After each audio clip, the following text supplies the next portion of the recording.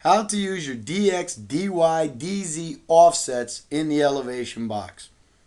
Practicad offers a tool which mimics the AutoCAD snap from or AutoCAD offset commands. All you need to do to use your DxDyDz is first select an entity. I'm going to grab a fitting from our fitting bin. And notice that we're going to hold this fitting by the bottom right hand corner. So you can see that the crosshairs of this fitting are at the bottom right.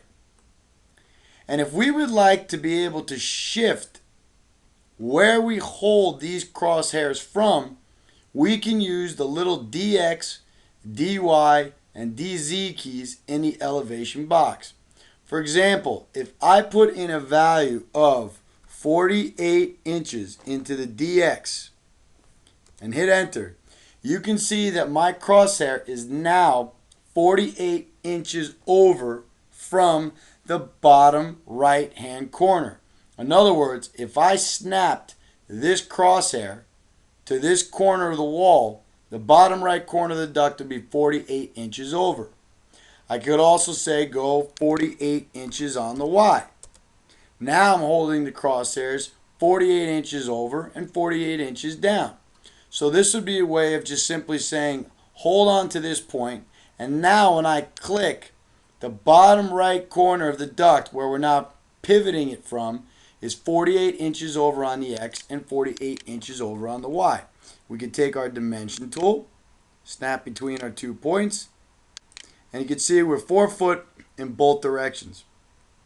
So using your DxDyDz keys is another way to offset objects from a specific reference point. One very important thing you must know is if you use them, you must remember after you're done using the offset tool to click on this little 0 here. This is the reset key, which resets all values back to 0. By clicking on it, all the values go back to 0, and now if I go to grab a fitting, I'll once again be holding it by wherever my Z and X state. So if I switch it to center, center, once again we're now holding it by center, center.